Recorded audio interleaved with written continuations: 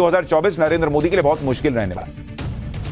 लेकिन बीते 3-4 दिनों को उठाकर देख लीजिए, कर्नाटक चुनाव के बाद ब्रांड मोदी को लेकर जितनी गलतफहमियां लोगों ने पाल रखी थी, वो सब दूर हो जाएंगी बीते 3-4 दिन की तस्वीरें और खबरें देख।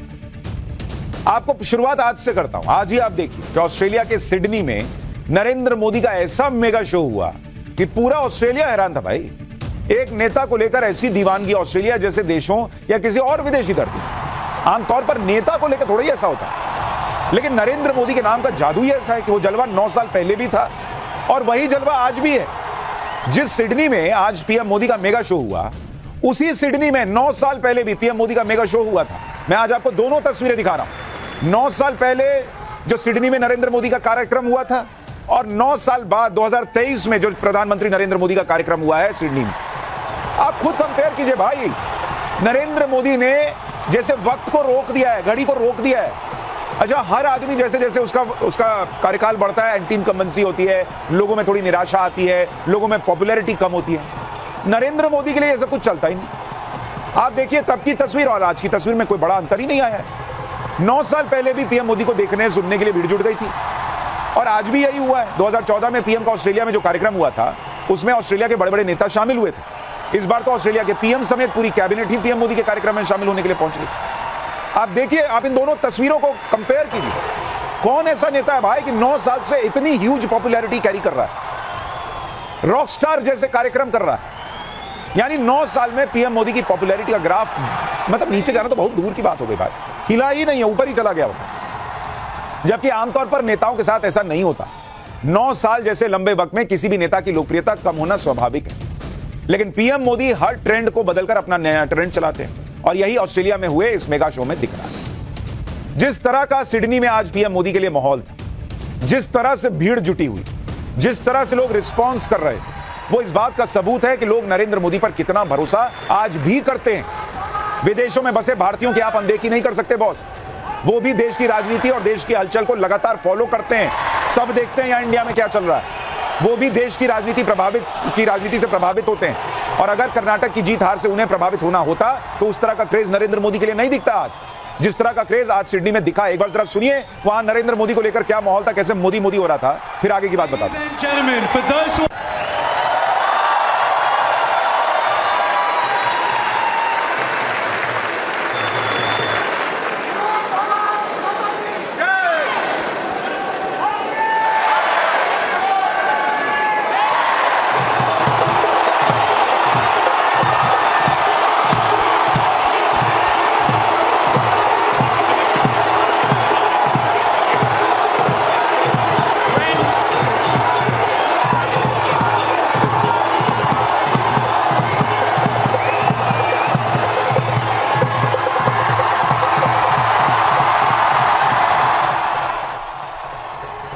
ये आप फील कीजिए भाई, जो माहौल है, जो एम्बियंस है, वहां पर जिस तरह से नारे लग रहे हैं, जिस तरह से लोग नरेंद्र मोदी की झलक पाने के लिए बेताब हैं, ऐसा किसी नेता के लिए नहीं होता। ऐसा क्रेज किसी फिल्म स्टार या रॉक स्टार के लिए दिखता है, क्योंकि आमतौर पर लोगों को लगता है कि नेता तो भाषणबाजी करेंगे, उन्हें सुनकर क्या मिलेगा। लेकिन आप देखिए कि सिडनी में हर उम्र के लोग आए हुए थे और पीएम मोदी की एक एक बात को ध्यान से सुन रहे थे। देखिए, The vibe was so good, so exciting, so enriching. The whole atmosphere was so crazy. This was an incredible opportunity for the Indian diaspora to see the leaders of our Janmabhoomi as well as our Mathrubhumi to be in the same room and to hear the aspirations, the vision that Prime Minister Modi ji has for India.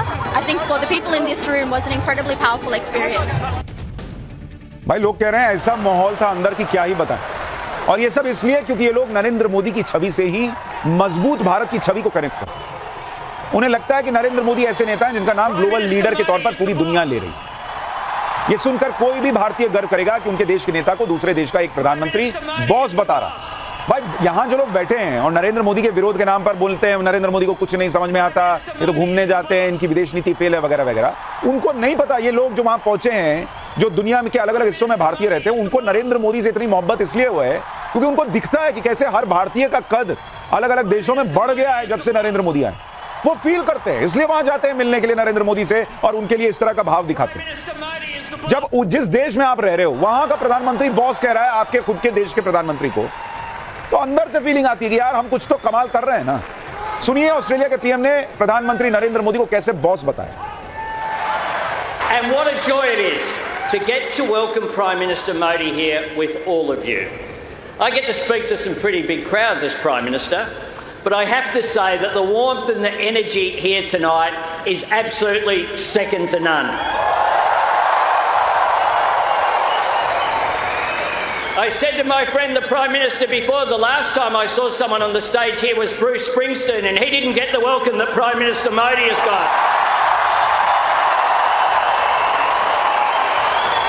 Prime Minister Modi is the boss. Australia का prime minister खड़ा होकर कह रहा है prime minister Modi is the boss. अब मैंने आपको कल भी कहा था जो नरेंद्र मोदी के विरोधी हैं उनको यही लाइन सुनाई देगी कि prime minister Modi is the boss, लेकिन हर एक भारतीय जिसके यहां पर भारत है उसको सुनाई देगा कि इंडिया इज द बॉस, क्योंकि नरेंद्र मोदी कुछ नहीं बल्कि इंडिया का चेहरा है, इंडिया को रिप्रेजेंट कर रहे हैं। और वहां नरेंद्र मोदी को बॉस तो बता दिया गया, लेकिन नरेंद्र मोदी ने वहां किसको बॉस बताया अपना, वो भी आपको आगे दिखाओ। लेकिन ऑस्ट्रेलिया के पीएम तो पीएम मोदी के इवेंट को देखकर इसलिए हैरान थे कि अगर ऑस्ट्रेलिया में वहां के पीएम भी चाहें तो इतनी भीड़ नहीं जुटा सकते जितनी भीड़ मोदी जी को सुनने के लिए सिडनी में आई। और ये सब बातें पीएम मोदी को ग्लोबल लीडर के तौर पर स्थापित कर चुकी है। भाई ये एक दिन की बात नहीं है। पीएम मोदी के लिए इसी क्रेज को देखकर ऑस्ट्रेलिया के पीएम एंथनी एल्बनीज ने उन्हें बॉस बता दिया। अमेरिकी राष्ट्रपति जो बाइडेन पीएम मोदी से कह चुके कि बॉस आप इतने लोकप्रिय हैं, आपका तो ऑटोग्राफ लेना पड़ेगा लग रहा है। पापुआ न्यू गिनी के प्रधानमंत्री ने पीएम मोदी के स्वागत में एयरपोर्ट पहुंचकर उनके पैर छू लिए। न्यूजीलैंड के प्रधानमंत्री खास तौर पर पीएम मोदी से मिलने के लिए न्यूजीलैंड से पापुआ न्यू गिनी पहुंच गए। बॉस एक चीज ध्यान रखिए, वो जिस पद पर हैं वो पद सीधा इंडिया से कनेक्टेड है। भाई आपके घर में सीधी सी बात, आप अपने बॉस को अगर कोई तारीफ करते हैं, बॉस को तारीफ इसलिए करेंगे क्योंकि भाई आप उससे मान लीजिए पर्सनली मिल रहे हैं, लेकिन कोई तीसरा चौथा इसलिए करेगा क्योंकि उसको लगता है यार इनकी कंपनी जो है ये तो बड़ी कंपनी, ये बड़ा आदमी, ये बड़ी कंपनी का बॉस। तो जो दूसरा तीसरा देश है उसका प्रधानमंत्री इसलिए तारीफ कर रहा है क्योंकि उसको लगता है आज की डेट में इंडिया यहां टॉप पर है और उनको वो दिख रहा है कि लोग कैसे नरेंद्र मोदी को समर्थन दे रहे हैं। आप ये भी देखिए कि ऑस्ट्रेलिया से सिर्फ मौजूदा पीएम ही नहीं, नरेंद्र मोदी को ग्लोबल लीडर मानकर उन्हें बॉस ही नहीं कह रहे, बल्कि इससे पहले ऑस्ट्रेलिया में जो सरकार थी उसमें प्रधानमंत्री स्कॉट मॉरिसन थे, इसके पहले वाले ऑस्ट्रेलिया के प्राइम मिनिस्टर, वो भी नरेंद्र मोदी के बड़े फैन थे। स्कॉट मॉरिसन ने तो पीएम मोदी के लिए उनकी पसंदीदा खिचड़ी तक बनाई थी और उसकी तस्वीर सोशल मीडिया पर शेयर भी की थी। इसी तरह स्कॉट मॉरिसन पीएम मोदी के साथ सेल्फी भी सोशल मीडिया पर शेयर करते थे, लिखते थे कि कितना अच्छा है मोदी। कौन देश का प्रधानमंत्री जी आपको खिचड़ी बना के खिलाता है? मोदी जी ने आज तक किसी को खिलाई है क्या? लेकिन दोनों चीजें, एक इंडिया टॉप पर है, इंडिया का रुतबा जो है वो पिछले 9 साल में बढ़ा है, दूसरा नरेंद्र मोदी की अपनी कैमरेडरी है, अपनी केमिस्ट्री है जो वो नेताओं से स्थापित करते हैं, इसलिए लोग दोस्ती कर लेते हैं। खिचड़ी बना के खिला रहा है कोई बॉस बोल रहा है, कोई पैर छू रहा है, अलग ही चल रहा है भाई। ऑस्ट्रेलिया में पीएम मोदी की झलक पाने का ऐसा क्रेज रहा कि सिडनी में पीएम मोदी के कार्यक्रम में शामिल होने के लिए लोगों ने पूरा का पूरा प्लेन बुक करा लिया भाई, और उसे मोदी एयरवेज नाम दे दिया जैसे नरेंद्र मोदी की प्लेन हो। भारतीय मूल के 170 लोगों ने मेलबर्न से सिडनी के लिए पूरी फ्लाइट ही बुक कर ली और इस फ्लाइट को लोगों ने मोदी एयरवेज का नाम दे दिया। इस फ्लाइट में ज्यादातर लोगों ने तिरंगे वाली पगड़ी पहनी हुई थी, फ्लाइट में भारतीय देश प्रेम के गाने चल रहे थे। इस फ्लाइट का एक तरफ की टिकट का जो किराया था वो करीब 249 ऑस्ट्रेलियन डॉलर यानी कि 13,000 रुपए के आसपास पड़ा। इस तरह सिडनी में पीएम मोदी के कार्यक्रम में शामिल होने के लिए कुछ लोग बसेस में पहुंचे, उन्होंने उन बसेस का नाम मोदी एक्सप्रेस रख दिया। मतलब अलग ही लेवल पे लोग जो है नरेंद्र मोदी के लिए जो है वो दीवाने हुए जा रहे हैं। प्लेन में बैठे तो मोदी एयरवेज, बस में बैठे तो मोदी एक्सप्रेस। कई लोगों को लग सकता है कि ये तो नरेंद्र मोदी का पर्सनल इवेंट हो, नरेंद्र मोदी अपनी लोकप्रियता दिखाने के लिए ऐसे इवेंट में जाते हैं, ये फिर वही नैरेटिव चलेगा। जबकि सच यह है कि दुनिया के दूसरे देशों में जब भी पीएम मोदी ऐसे बड़े इवेंट में हिस्सा लेते हैं तो वो ब्रांड मोदी नहीं बल्कि ब्रांड इंडिया की बात करते हैं। वो ऐसे मंचों पर भारत की ताकत की बात करते हैं और आज भी सिडनी में नरेंद्र मोदी ने वही किया। उन्होंने अपना बॉस बताया किसको? भारत को। सिडनी के मंच से भारत की एक एक उपलब्धि गिनवाई। उन्होंने लोगों से ऐसे सवाल जवाब किए जिससे पूरे इवेंट में भारत के नाम की गूंज सुनाई दे रही।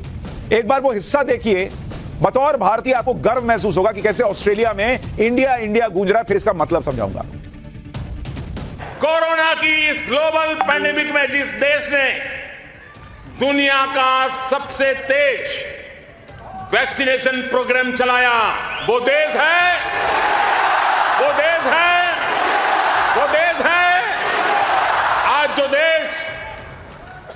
दुनिया की फास्टेस्ट ग्रोइंग लार्ज इकोनॉमी है, वो है आज जो देश दुनिया में नंबर 1 स्मार्टफोन डेटा कंज्यूमर है, वो देश है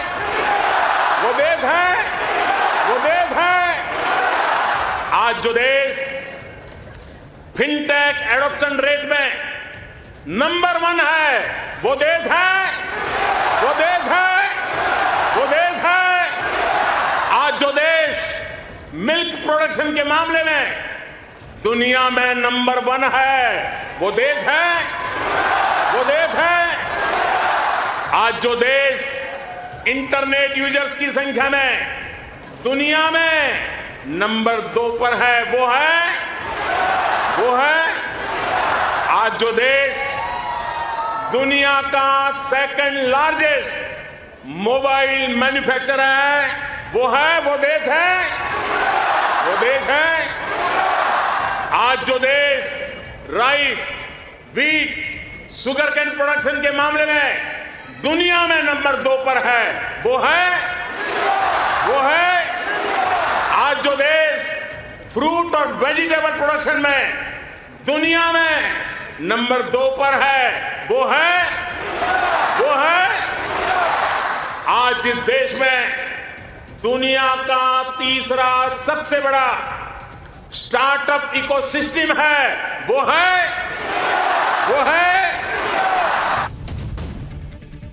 ये देख रहे हैं आप, ऑस्ट्रेलियाई प्रधानमंत्री नरेंद्र मोदी को बॉस बता रहे हैं।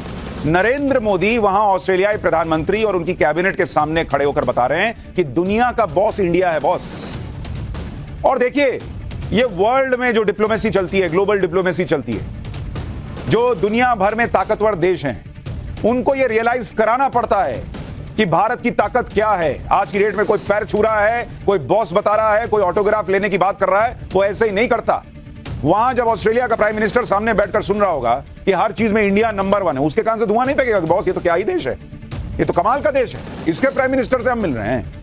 ये बातें छापनी पड़ती हैं। और नरेंद्र मोदी ने एक बार नहीं कहा कि मेरी सरकार ने यह कर दिया, वो कह रहे इंडिया नंबर 1 है। जब भी नरेंद्र मोदी विदेश जाते हैं तो वो भारत की बात करते हैं, भारत की शक्ति की बात करते हैं, भारत की संभावनाओं की बात करते हैं। लेकिन दूसरी तरफ आप विपक्ष के सबसे बड़े चेहरे को आज याद कीजिए कि वो विदेशी धरती पर जाकर क्या कहते हैं। यही फर्क है जो दोनों के बीच का अंतर लोगों के दिलों में गहरा करता जा रहा है। राहुल गांधी जब विदेश जाते हैं और उनका कोई इवेंट वहां पर होता है तो वो ऐसी बातें करते हैं जैसे भारत बर्बाद हो रहा है। पिछली बार लंदन के दौरे पर राहुल गांधी ने तो वहां यह तक कह दिया था कि भारत में लोकतंत्र ही खत्म हो रहा और अमेरिका और यूरोप इस पर चुके। इस बयान पर देश में खूब हंगामा मचा। राहुल गांधी से माफी मांगने को कहा गया, लेकिन राहुल गांधी ने तब भी माफी नहीं मांगी। उल्टे कांग्रेस ये कह रही थी कि राहुल गांधी ने कुछ ऐसा नहीं कहा जिस पर माफी मांगी जाए या जिससे देश की बदनामी हो। लेकिन अभी जब आप सुन रहे थे नरेंद्र मोदी की भाषा, इंडिया को बॉस बताने वाली भाषा, आज राहुल गांधी का वो बयान आपको सुनाता हूं जो विदेश में देकर आए थे। जरा दोनों का कंपैरिजन कीजिएगा, आज सुनिए। How would you react if democracy suddenly disappeared in Europe? Right? You'd be shocked and you'd be like, oh my God, that's a massive blow to democracy. Well, how would you react if something, a structure 3.5 times Europe suddenly went non-democratic? Right? That's happened already. That's not something that is going to happen in the future. That's already happened. But there's no reaction. The so-called defenders of democracy, which are the United States, European countries, seem to just be oblivious that a huge chunk of the democratic model has come undone, right? Which is a real problem. With regards to, and frankly, the opposition is fighting that battle, right? And it's not just an Indian battle. It's actually a much more important battle because it's a battle for a huge part of the democratic people on this planet. ये major difference है नरेंद्र मोदी और राहुल गांधी के बीच का। नरेंद्र मोदी दुनिया के मंच पर जाते हैं, बताते हैं बर्बाद दुनिया को बचाएगा कौन? इंडिया। राहुल गांधी जाते हैं, बताते हैं इंडिया ही बर्बाद हो गया है, बचाने तुम लोग क्यों नहीं आ रहे। यानी राहुल गांधी विदेश जाते हैं तो क्या बातें करते हैं, ये सबने देखा और सुना है।